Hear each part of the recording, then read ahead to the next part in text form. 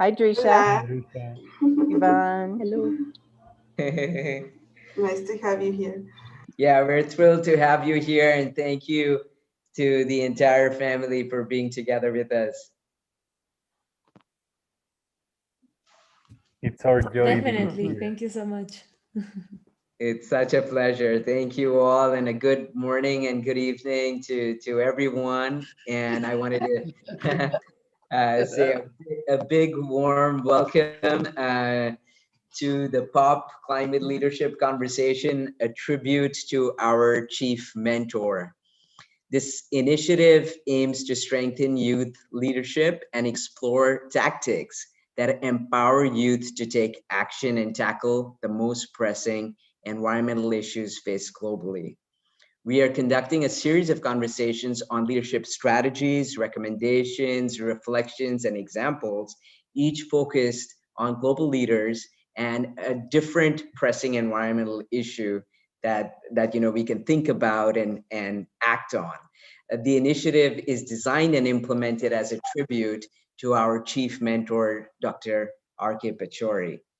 Today, we have the pleasure of speaking with Dr. Patricia Klauer, our dearest member and precious member of the POP family, who works actively on raising consciousness and leadership with intention. A very warm welcome, Patty. We're thrilled to have you here with us, and we're so excited to be able to listen in on all the amazing things I know you're going to share with us today. And thank you for continuing to teach us, mentor us, and guide us as we go. Thank you. Anna. Thank you so much, Ash, for that great introduction. And thank you, Patty, for being here with us. I will now read your bio for everyone who's here with us. Dr. Patricia Klauer is an information technology strategist, a doctor of chiropractic, and has practiced meditation and studied mysticism for over 30 years. Founder of Aligned Intelligence, she is an entrepreneur and advisor for enterprise wide information technology initiatives that have pioneered new technologies on Wall Street, UNDP, and many Fortune 100 corporations, government, academic, and healthcare institutions for the last 30 years. In 2003, she co founded Social Fusion, a cutting edge incubator focused on developing social impact businesses. In September 2019, she helped launch the Future Capital inaugural summit at the United Nations headquarters in NYC and represented the Future Capital executive team during the World Bank Summit on Financing Global Development. With a particular interest in pioneering new technologies for social and environmental change, Dr. Klauer offers a whole systems perspective that recognizes inherent relationships in all aspects of life, from technology platforms to economic models, the environment, communities, corporations, civil society, and the human body itself. Recognizing the connective tissue linking all these interrelationships, she sees we are inextricably interconnected, and this is a core principle at the heart of her passion and commitment to supporting a world that works for all life. Thank you so, so much. And today we will have 4 questions from our youth leaders from the PUB family. And our senior mentor, Dr. Ash Pachari, will be asking the first question. Thank you so much, Anna. And thank you once again, Patty, for being here with us. We're really looking forward to this insightful conversation. To get us started, Patty, I wondered if you would be willing to share your perspective on what leadership means to you to get us started, please. Thank you. Okay, thank you so much. I really appreciate being here and really the opportunity to work with the POP community. So thinking about leadership, the answer could vary greatly based on the context of any given situation. I led a consulting company for many years that implemented large-scale technology projects into multinational banks and organizations, which definitely required many different types of leadership to even win the contract as a small boutique company against very large, kind of household name companies. And then engage with my clients about what their needs were and identifying the right resources who had the skills and the cultural fit to support their needs, to communicate the breadth of the impact of this was going to have on the culture and the daily operations of each individual in the organization. So there were lots of different types of leadership required to be able to bring these, large projects into successful completion. And so as I look back at that, I realized that there's no one, there are many different types of leadership styles that you can read about in books and things like that. But there's no one person who could always really be able to apply one leadership style to everything that you have to deal with as a leader. So to me, true leadership is actually tapping into the deepest part of yourself underneath your thinking mind to ask, what is needed in this moment? What can I offer that is unique, that, here we are in this situation. So what is it that I have to offer? And so when I think about that, I realize that leadership really is about relationship. It's about leading those who are relying upon you to provide guidance. It's about those you follow and those you're in community with. And so I kind of had problems with the term leadership when I was younger because it tends to imply hierarchy and power. And I know Nalima spoke to you about healthy masculine and feminine power. And so it's so important to realize that we've had toxic models for a long time. And it's up to us to change the definition of what's expected from a leader and how to empower instead of wield power. So to value like feminine qualities, whether they appear in men and women, like collaboration instead of competition and co-creation instead of domination. So, Ash, you and the pop community are such a good example of leading from love and including everyone as family. Leading from love, meaning offering respect and having empathy and being compassionate and kind and patient and listening. Those are leadership qualities that I think everyone needs and deserves. And if our leaders brought those qualities forward, we would have, a different situation than we do in the world today. And that's kind of what we're looking for. So this is where it comes in. Asking yourself, what is called for in this moment? What is my intention? How can I provide leadership to support the best outcome or further this situation? And and it doesn't have, you don't have to be in a overt role, a leadership role to do this, because, I remember being a waitress. I worked as a waitress to put myself through school. And I used to ask myself as I was going into work, what is it that I can offer to my customers today, right? They're going out to restaurant, they want to have a good time. I'm, my job is to actually be their host. So it's like hosting a party. So in that moment, the leadership that I brought forward was to offer, the best experience that I could offer to my customers.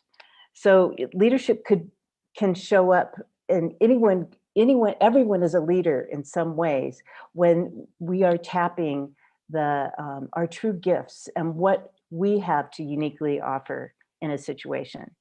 And I think it's so important to be aware of this because so many people in the world are passive and they complain about the system and they feel powerless and helpless. But each person in the world is this magical, unique expression of life that is sourced from infinite conscious awareness. I mean, this moment, all of us being here is a miracle, right? Because if we look at the time dimension, our lifetime is infinitesimally small, you know, in the breadth of time. And if we look at the physical space dimension, then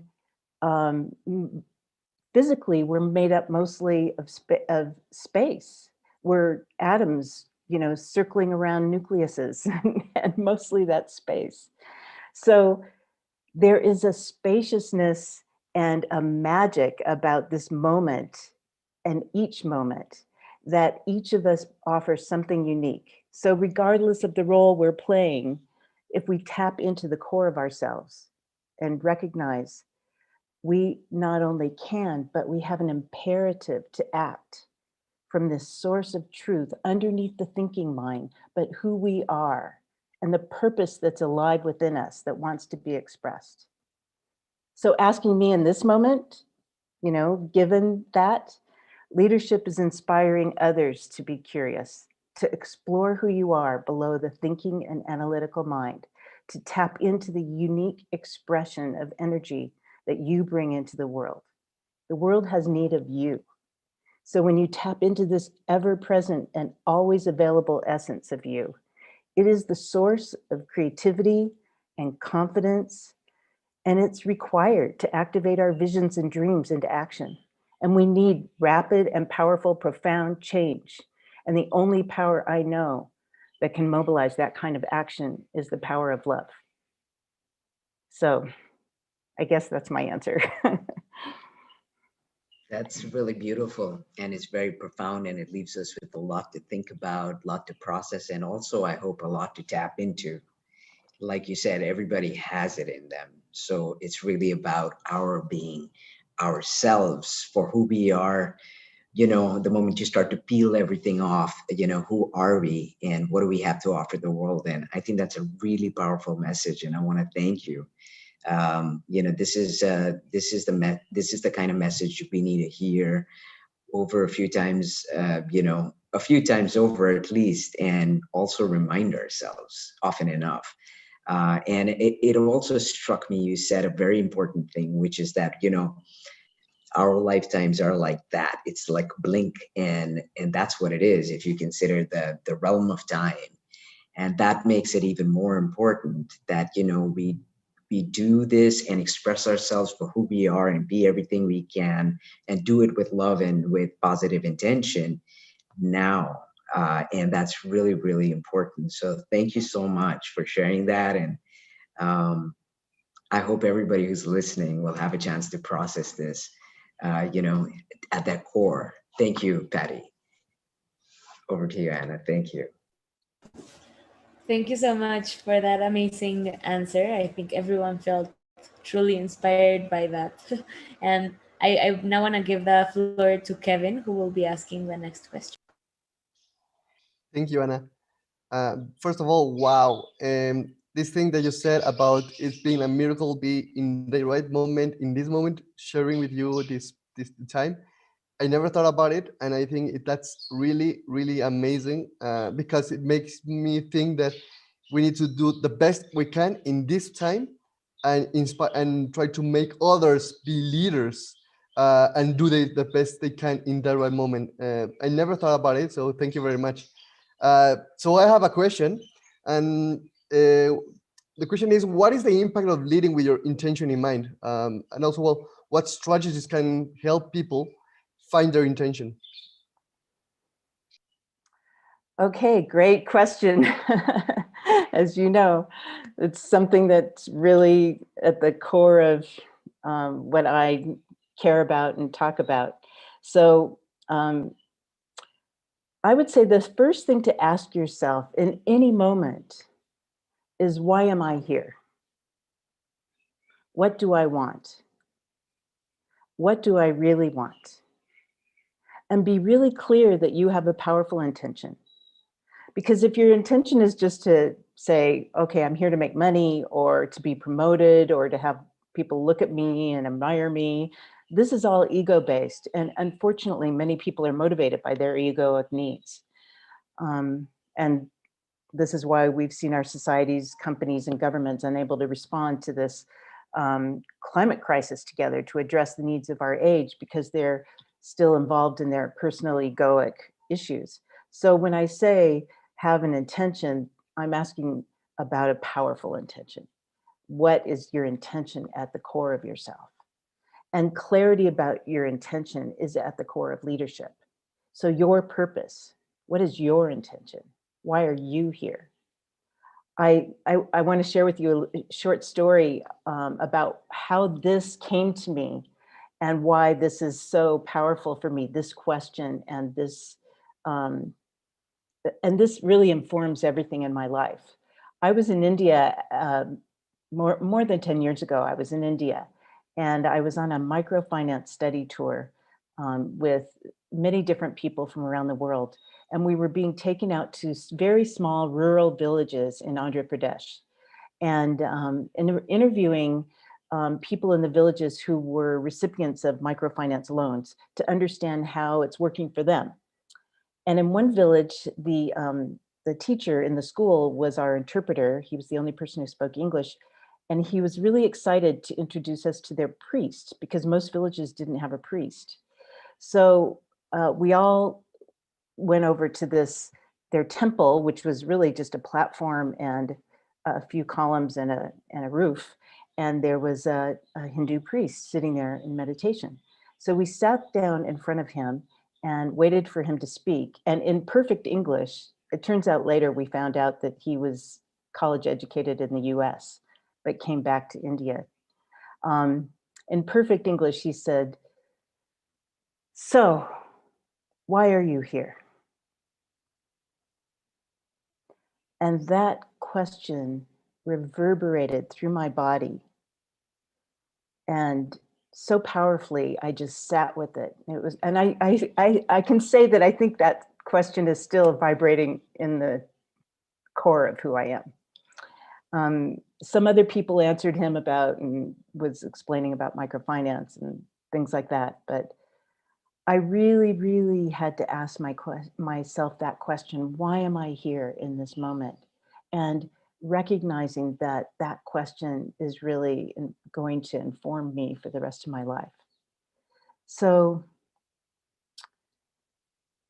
most people think of leaders as visible authority figures ruling over governments, companies, and families. And this is a form of leadership conferred upon someone through societal agreements, and there's power derived from that position. It's usually characterized as power over, and it's the most superficial kind of leadership. Don't get me wrong, though, visible forms of leadership and positions in society serve, and they're an important role. But leadership simply derived from an external role without being rooted in purpose and a sense of service is like a tree without a root system that would just topple over. So the clarity of your intention will anchor you to your purpose, and from there you will have the confidence to take action based on this awareness at the deepest roots of who you are. This has power that is inherent, a power from within that will be felt and will be effective, regardless if you have been given a specific leadership role. I think you all display qualities of leadership, and you are acting as leaders, even if you might not be the head of a company or having some, visible role in society. But the fact that you have a commitment to climate change and you have a commitment to raise awareness about it, talks about your intention. And these leadership qualities of clarity and discernment, of decisiveness and confidence are rooted in self-awareness. So the clarity of purpose and having empathy and serving others, these are the anchoring qualities of great leaders. So I would say self-awareness, really asking yourself, why are you here? being curious about who you are at the core of yourself and what your gift is, what your unique expression is that's here, that's you want to offer. And that's the intent. Tap into that to understand your purpose. Tapping into the truth of who you are, into your unique expression that you can offer in this moment. What is your purpose? And then describe your vision. Let your intentions guide your actions. And it will also guide others to you, because it's a powerful attracting force when you have a clear intention. And then recognize that everything you do is a form of leadership that comes from the essence of who you are.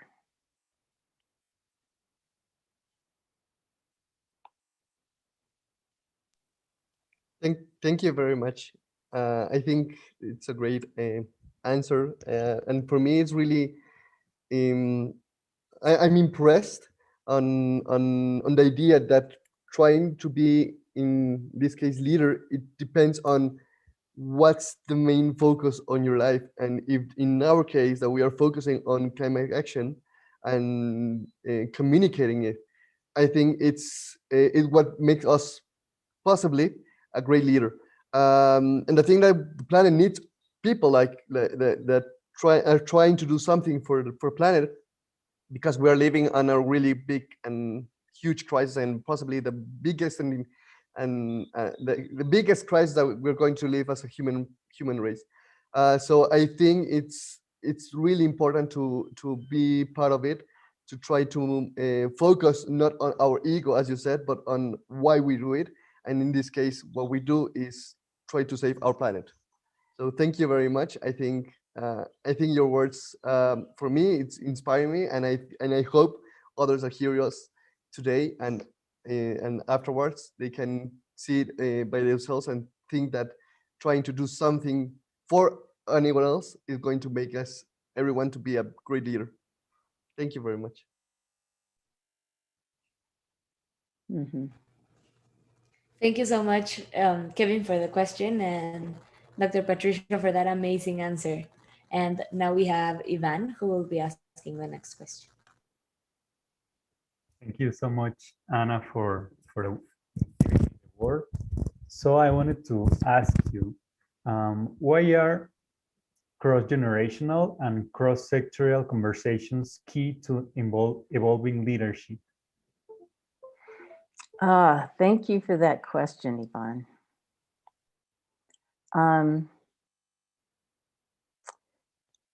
So recognizing a power dynamic. So for example, the power over domination as opposed to standing in power or further empowering others, I think is really important, because, you know, you as youth, wanting to impact the world and get people to wake up and take action about climate change, you're going to be interacting with lots of different people from lots of different sectors, and there's a lot of entrenched structures that have, you know, a very real power dynamic. So I think it's really important to go in with your eyes open and recognize that dynamic exists, but remember that true power has purity at its source. And what I mean by purity, I mean the integrity of your inner being in alignment with your thoughts and your actions, with your intention. So true power comes from this connection to your true self that we've just been talking about. It's at the intersection of who you are arising in this moment, in this space-time continuum, but it's connected to infinite awake consciousness. And that when you tap into your power and understand the source of that power, you are accessing something, that might not be, obvious in the outer world, but people will feel that. And so, there are a lot of old paradigms in place, but, youth are bringing in new ones. So I would say don't be concerned about old structures because they will dissolve with time. Focus on what brings inspiration, creativity, and joy. Einstein said we can't solve our problems with the same thinking we used when we created them. So the new thinking and what it really is meant is that we need to tap into the source of who we are, right? So as you come forward with that, then there's so much possibility, and that's what the world needs, right? Because the old paradigms and the old structures are going to dissolve, and it's learning, remembering, that it's important to have humility and to learn and be a lifelong learner with that attitude of beginner's mind. But humility is not about being less than, it's being as you are. It's about being authentically and fully as you are.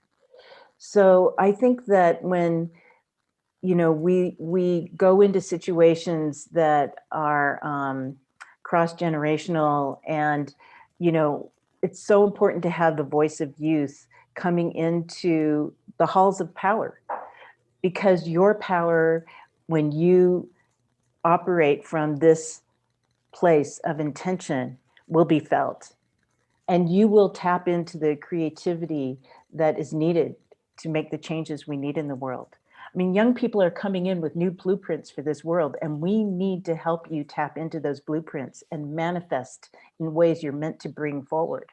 So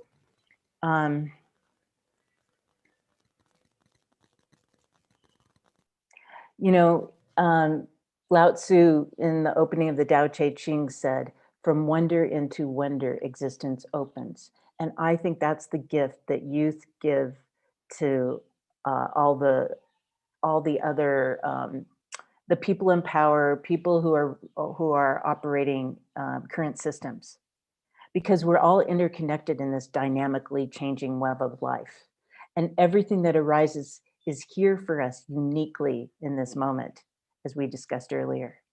So when you surrender the perception of separation, in return, you experience a sovereignty that comes from your direct awareness of pure awake consciousness. That's alive in you. And you see it's true for all living beings. So I guess I would say that we can learn so much by recognizing what's the same about all of us, and that is that we're all arising from this interconnected,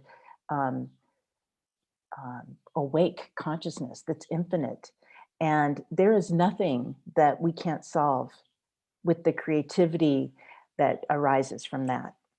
And so tapping into that power and not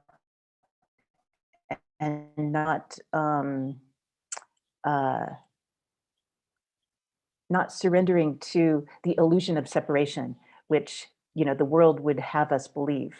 I think that's the benefit of it. And I'm really excited about the youth movement, especially in this way. Thank you very much for the insight. Something that I think it's really important about what you said is this idea of taking down or stopping to consider some paradigms as they have been for a really long time. And with this, I mean, especially those between cross-generational talks, or because youth have like a really different mindset than the people that are currently running the world, basically. And it's something, how can I say, it's, I think, delusional to think that there's only like this one reality, this one worldview, that the people that are currently running the world is the correct, because both or all of them, like since the oldest person to the youngest person who has consciousness, have different worldviews, and all those views are interrelated and are happening at the same time in the same world. So it's illogical to just consider the one that those who has more experience have, because there are many different worldviews. And as you said, youth can contribute enormously to, in this case, climate change, but not only that fight, but also like gender equality and for the LGBT community, and all these fights that are currently happening, and that maybe the youth have more connection to them. So I think it's really important to consider everyone, and not just like this cross-generational, but also like cross-sectoral kind of leadership and this kind of dialogue, because that's something that we have found in our project, Kevin and me, in Resilience 2020, that we are both biologists. However, our team is, well, there are people from marketing, from design, from, I don't know, architecture, and many different professions. And this is what actually has made our project to grow, to have these all different worldviews and ways of working. And I think that's something that can really tackle climate change, because it's a really complex problem, a wicked problem that we as a humanity, as a whole, need to work together to, well, to have a chance of mitigating it and stopping it, or solving it, or at least, well, doing something for our planet. So thank you so much for that insight. Thank you so much, Ivan. That was a wonderful reflection, and thank you so much, Dr. Patricia, for that amazing answer. Now, for our last question, I will pass the floor on to Philo Magdalene. Hello, Dr. Klauer. So my question was, in the Hack Yourself workshops that we've had since the POP Festival, we've had the opportunity to engage in mind-body conversations through focus and mindfulness exercises. So how do you think that these practices can turn us into better leaders? So, well, number one, as you may know, and as Yvonne pointed out, that there are as many worldviews as there are people, and we're all needed to. We're all needed because each of us are unique, and we're here offering this gift of who we are in this moment. And we all need to do this, right? However, from the moment we're born, we have been given definitions of ourselves and how we're to behave in the world. And many of the ways we operate in our daily life were strategies for survival, basically. Our strategies for being okay, starting at a very early age. So many of those reactions and strategies and just dealing with daily life basically are an overlay to the true essence of who we are. So we have to kind of dig down underneath that to really tap into the truth of who we are. And then what happens is that we're kind of subject to many of those things. And so we get triggered, emotionally triggered. Our body is structured in a way to survive. And so, it's really good if you're stepping off the curb and there's a car coming and suddenly you have to jump out of the way to save yourself. We're really happy that the body pumps all these hormones into us to react and to respond and to be able to save ourselves. But a lot of times we get triggered because someone might have said something that landed in a particular way. We get an emotional trigger, and the body doesn't know the difference. It just wants to survive. So it pumps all these hormones, and we have a big reaction. And And sometimes, when we're triggered or in stress, we react in ways that aren't really very positive for us. So if we want to be effective in the world and with ourselves, we need to understand who we are and what some of these things are that trigger us. And when we have mindfulness practices, we can start to explore all of those things. We can see what are the thoughts that are going through our minds, what are the emotions that come up. And then if you remember, and if you practice regularly, when something happens out in the world and you remember just to breathe, just that, by taking a deep breath, it stimulates the vagus nerve and it provides some space to slow down. And then if you remember to be curious about why you are triggered, it allows you to have some choice about how to respond. So I would say, of all the practices, the one that's the most effective in real time when you're, really faced with situations, breathe, deep breath, because the body will respond immediately when you bring in a very deep breath. And then the other thing I'd like to share with you, which I don't think I've done in the workshop yet, is called, it's a Hawaiian practice called Hoponopono. It is a way of recognizing that, as I mentioned earlier, that we're all connected. So we share a collective memory and a collective responsibility. So if there is a way of healing ourselves, when we recognize that there are some, maybe every single person has some kind of past trauma that they responded to that has developed, into their personality. But if there's a way of healing ourselves and others and our world, this is a practice, and the literal translation is to put to right or put in order.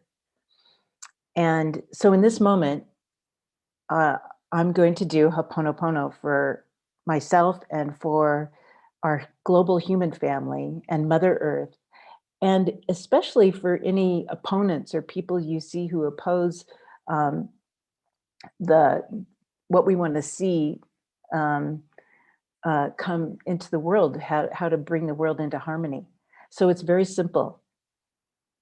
You simply say, "I'm sorry. Please forgive me. Thank you. I love you." And you say it inside, and you realize, because we're all connected, we all share this collective memory, we all share a collective responsibility. So there's no other in truth.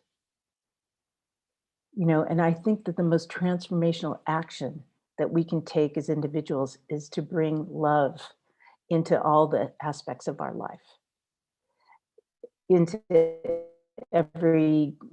school, into work, into business decisions and policy development. So you are here because you know that we as a human family need to take some action in the world. And I think that leading from love is the most transformational thing you can do. And it starts in really small ways, even within your own mind, by small acts of self-awareness, like catching negative self-talk, being compassionate with yourself. It starts with how we choose to act or respond in a difficult situation when we're triggered. It starts when we ask ourselves, is this choice based on love or fear? Am I grasping or am I defending? So choosing love can be applied everywhere. And I'm suggesting that we've denied offering this to ourselves, because a lot of times we have this running commentary in our mind that judges ourselves. And it takes a lot of courage to actually stop and be compassionate with yourself first, and then you can be more compassionate with others. And you know, I slip up all the time. It's a lifetime's effort to do this, but I try to be kind with myself when I catch myself and ask for forgiveness and practice Ho'oponopono. So, and I guess one more practice I would say that is really, really powerful is the power of silence. So in our organization, Future Capital, we open every single meeting, whether it's in person or a video conference with hundreds, with a minute of silence. This intentional silence allows each of us to let go of the last conversation and arrive into a shared space of safety and trust. You might say that this is love in action because we can put our personal and collective love in action by opening up in this moment and listening to one another. Right now, you are offering me the fire of your attention, and that is an act of love. So allowing silence to guide you, exploring it as an invitation to give and receive love in the workplace, at school, with your friends. If you want to change the world around you, then change the world within you. And if we take responsibility, we do Ho'oponopono for ourselves and the world. And if we create the space to listen and to allow kind of the space between the worldviews that we're all interfacing with as we engage, there's something that can arise out of this spaciousness that I think can be surprising, and it can be the agent for transformation that we want to see.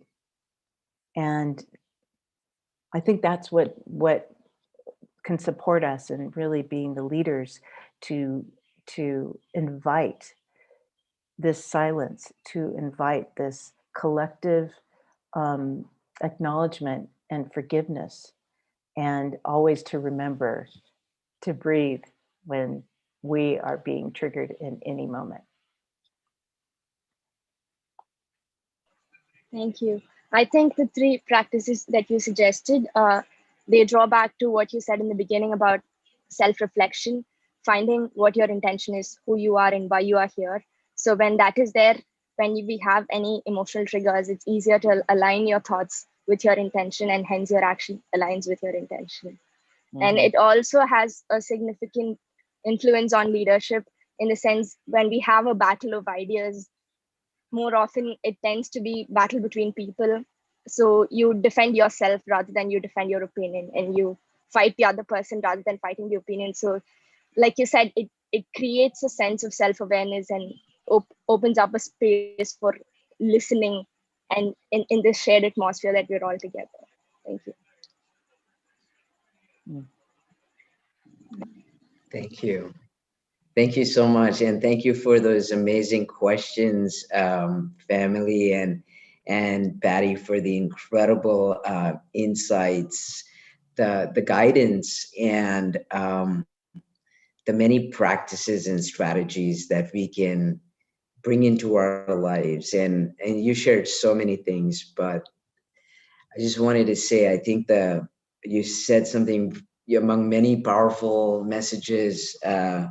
One that, is that leading with love is the way for us to go in. And the moment you start to look inside yourself and tap into who you really are and become self-aware, the truth is unraveled, and that love, that goodness, that positivity is so powerful that in itself can transform everything. And if you think about the core of our being, you take away all those things in the moment, if we were to just take that breath and experience that silence and practice it, really we're all looking for the same thing, right? When we think about our lives, it's about the love that we give and we take, and that exchange of the sharing of that goodness. And I think that,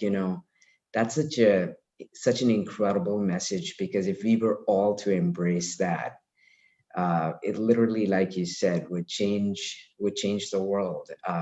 And that's what this whole paradigm shift is about. And I just want to thank you very, very much for sharing so many things with us. And I know there'll be a number of people who are either listening in now or will listen in later. And these are exactly the messages I think we all want to take away, but very importantly, embrace them in our lives and then pass them along. So I just want to thank you. And before anything else, I also wanted to ask you if there was anything you would like to add, Patty, and share with us as we sort of reflect, practice, and take away these key messages. Thank you. Well, it's been such a pleasure to be here. So I guess what I would say is there's no formula or style that will serve you to be a better leader. The way to be a better leader is to be fully and completely yourself and to tap into that place inside. Home is not a physical place in the outside world. It's an inner quality of relaxation and acceptance. And the intersection of who you uniquely are arising from every, moment, in every moment, is the source of creativity, confidence, safety, and power. And so this embodied power doesn't need to impress others or oppress others, because you're not relying on any external influence, structure, or circumstance. So I guess, just tap into all the resources that you have available to yourself. I don't mean to diminish your power of analysis and your knowledge and your experience, but it's when you source from the authenticity of the awareness of your unlimited self that you can put all of that together, and so I guess I'm really urging everyone to really look underneath and beyond, because without you, something will be missing in existence and nobody else can replace it. You are not accidental. Existence needs you, and we all need each other.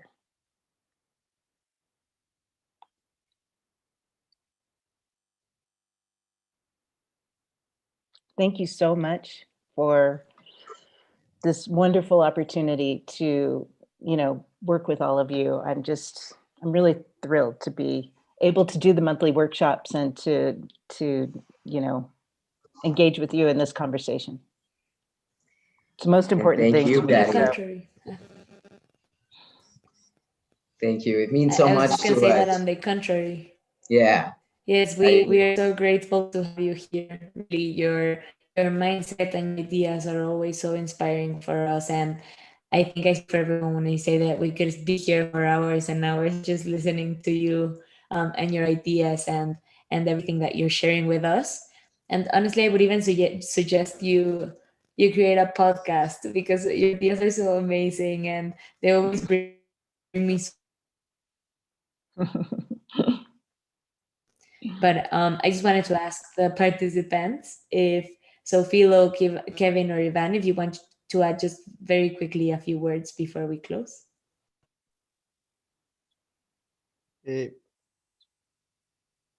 yes, I would like to add. Thank you very much. I think in really short time, you managed to focus on a lot of things. So if I keep my mind, first of all, you talk about the miracle.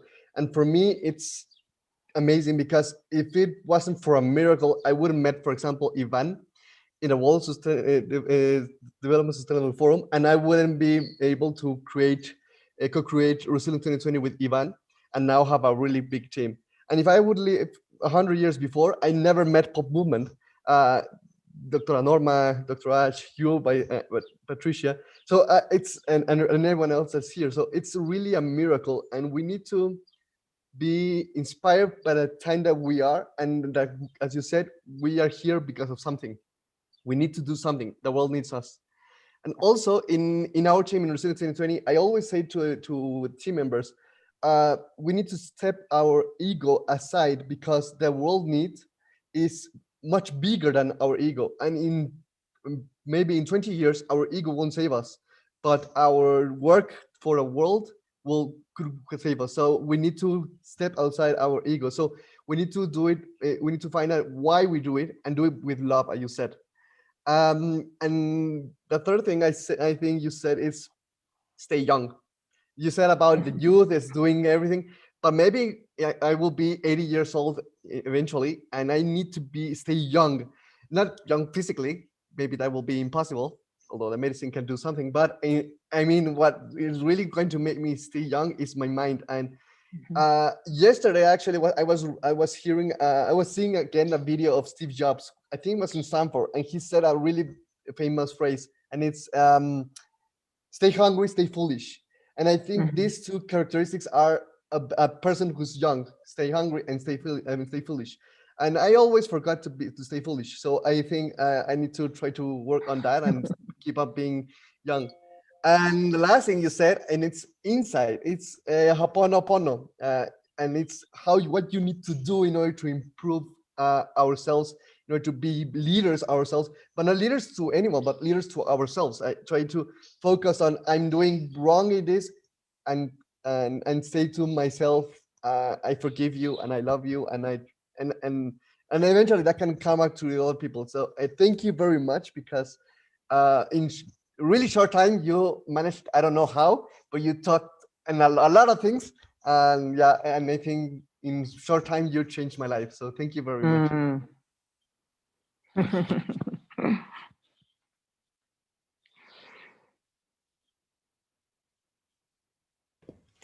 Thank you so much. I don't know if Ivan or Philo want to add just a few words before we go. I just wanted to say, like Kevin said, in a short period of time, we've had so much learnings. For me personally, I grew up being conditioned that, leadership exists only in visible forms. So it's not something that everybody can aspire to. And it makes certain people anxious, and not everybody can strive towards it. So you grew up believing that leadership is maybe not you. But like conversations like this are something that help me understand that, it is an inherent responsibility of every individual, and it doesn't necessarily mean withholding power. So I think we need to spread this conversation to more of young people who are wrongly being conditioned. So I think that's how you empower the youth who are fighting towards different forms of movement. Thank you.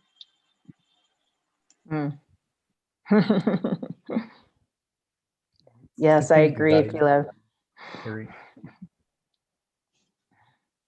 Hermano? Something that I really loved about what you said is that being here, that giving you our time, our attention, it was giving love. And that's something really powerful. And that's not just that we are giving love to you, is that you are giving it us by this conversation, by the workshops that you do, by all this work that you do for the world. You are giving them, you're giving us your time, and this is and it's not just like empty time, empty space, or just an accumulation of moments. It's really powerful lessons and caring and trying us to be better, to feel better, in order that we also can give more to the world. So that's something that I am really grateful to you. And because it's not just this talking, it's not just the workshops that are also like from time to time, it's that you have decided to give your time. This means your love to the world, and this is something great and amazing, and I'm grateful to you for all that. Thank you for this amazing an incredible gift. Mm. Absolutely. I echo every one of these messages, the sentiment, and most importantly, the love. And I just want to say, Patty, that you're such a precious part of our family, and we want to thank you. Thank you for all that you share, all that you give, and the love with which you embrace us. And I just want to say that you're an integral part of the family, and thank you, family. This has been absolutely the most profound, transformational, powerful, and beautiful time. So I just want to say we continue to experience this magical moment, and I know it'll last a lifetime with all the important things we take away from here. So thank you in many lifetimes. Mm.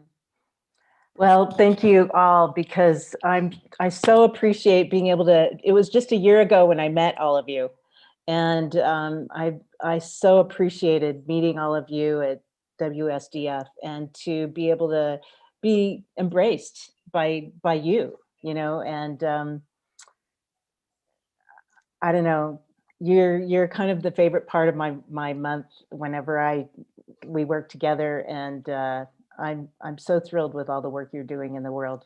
I'm really, really excited to see these principles, these things that we're talking about in action, because they're in action because of you and because of this community. So I think this is the promise for the world. So I'm super thrilled and honored and happy to be part of the pop community. Thank you. Thank you so much for Likewise. everything you're doing.